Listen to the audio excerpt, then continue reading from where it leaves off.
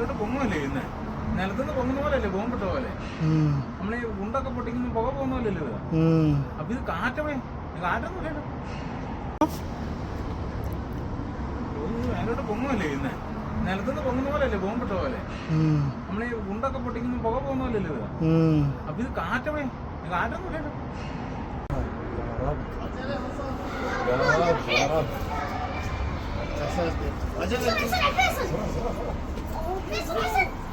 ഞാൻ കൊടുത്തില്ല അപ്പൊ അതിൽ കഴിക്കാൻ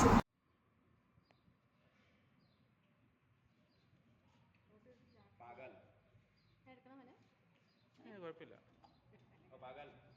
കറിയത്തില്ലെന്ന് തോന്നുന്നു.